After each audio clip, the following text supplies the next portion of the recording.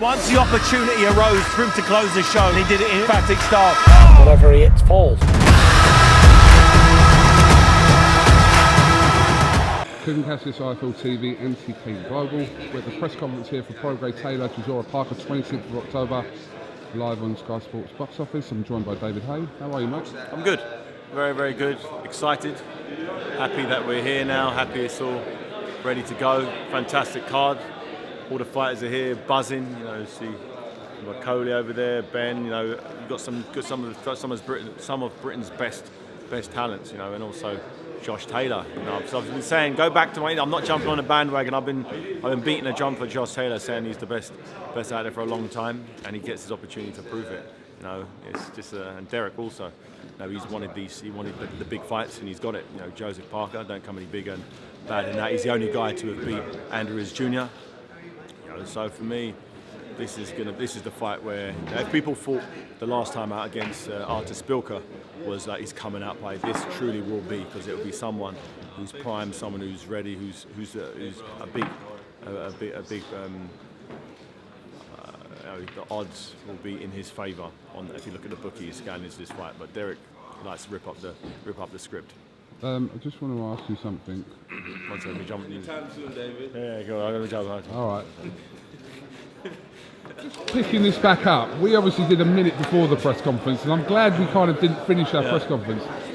David, what on earth was going on there with Derek?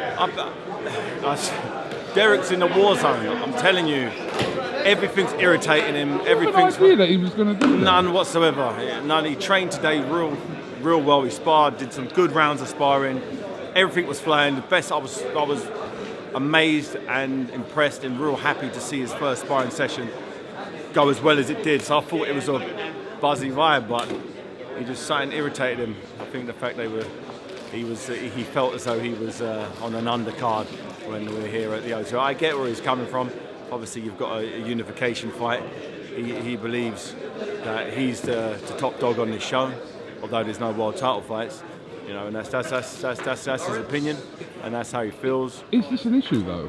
Not like the context of what he was saying. As far as I'm aware, it's not an issue, but it's an issue with him. So it is an issue. If it's an issue with him, you know, hopefully once he calms down a bit, we get back in the gym again later. He'll just. But as I said, he's ready for war. He's ready to go. As I said, he has the engine now that he had. Normally, what he does, he peaks for a fight and then he goes off the scene for a couple months and degenerates. He's just carried his training on, so I don't think he's ever been this fit, this far out before. So he's got all this energy that he doesn't normally have this far out, and it's kind of manifesting in a strange way to everybody else. But this is, as I said, the intensity showed up there is what the intensity was shown in sparring today, and that's what we actually want. You know, no one comes to see Derek Chisora because he's a real fun guy to interview and stuff. No, he's comes for war. He's an old school throwback, tear up merchant. He's a warrior, and he needs to be on the battlefield. You know, he's not designed for top table interviews. He's designed to get on the battlefield and go to war. He walked out of the press conference right near the end with a few minutes to go. You obviously followed him out. What did you say to him? I just said, take a breath. You know, take a breath. It's all right. You know, he's done it now. What was that about? Or no, I know what it's about. He's in the zone. He's in the zone, and he wants to fight. He wants to fight now. We wanted to fight Cal already and Adam up there. It's a good thing that Parker wasn't here today. It's a real good thing. You know, we've seen him do some crazy stuff in press conferences. I was thinking before. that actually. Well. Trust me, it's really good, and I'm glad. Although it would have been nice to have him face to face, we wouldn't have been able to get him face to face. So I think it's good that he's in LA and Vegas, and Derek's here. You know, we're going to have to be real careful when it comes to the face-to-face for the final press conference. But I don't need anything happening there where the fight doesn't happen. But, you know, I just told him to take a breath, and he's frothing at the bit. You know, he wants to... Is he left now? Yeah, I think so. I think last I heard he was leaving. Just when you think you've seen it all. I know. He just... Yeah. But... that intensity, that's what I want. I want it, but I don't want it. If you know what I mean, you don't ideally want it at a press conference, really but I want it. I want it in the gym and I want it in the ring.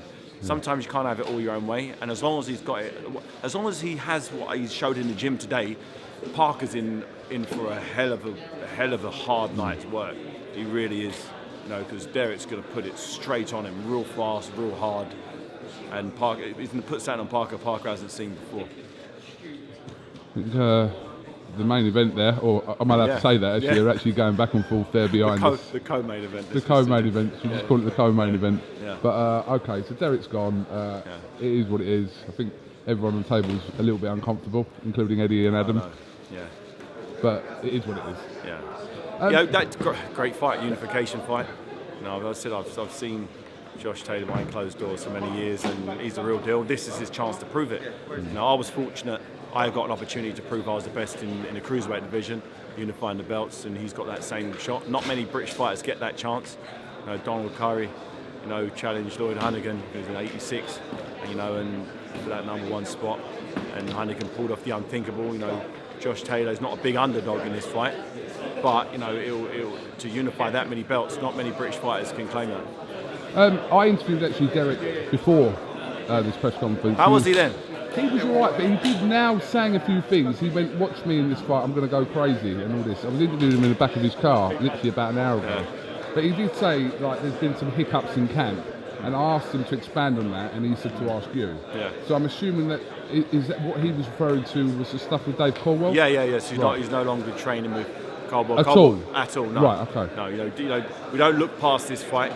What was the reason for that, or can't you elaborate? Logistically, Caldwell couldn't come down to London, and Derek is unable to go up to Rotherham, so it's just they can't be in the same place at the same time. He would kind of split his time before. He'd go up for 4 days, come back for 3 days, and it was got a lot of travelling before. This fight, he has to be down here. He's got some other issues, or not issues, the other situation where he has to be based here. So if Caldwell wasn't able to make it down because he's got his other fighters, so we get a new coach in. He was saying a few off-key stuff in the interview. Now it seems, when doesn't he? I know, but I was like a little bit okay. Derek's one of these people that says what he says, which sounds sometimes horrendous, but when he breaks down actually what he means is he can actually explain what he means. But anyway, that's another issue. But okay, I'm not usually stunned in a press conference, but today I think I was. Although Derek may have come across a little out there in that he's in the right zone for him. Maybe not for any other boxer. I'm okay with that. You've got to look at the big picture. I'd rather him be make everyone feel uncomfortable at a press conference and get in the ring and make Parker feel uncomfortable in a fighting sense than be out there saying all nice things and then get in the fight and be friendly with Parker. He needs to go to war. He just got into that battle zone a lot earlier than normal. Yeah. So I'm happy with that. But he just needs to take I think he's back now. He needs to take a breath, which he's done now. And is there any chance of getting him in this? Huh? I think he's coming over in a sec. Huh? Hold on a sec. Oh. But we've got a message out read.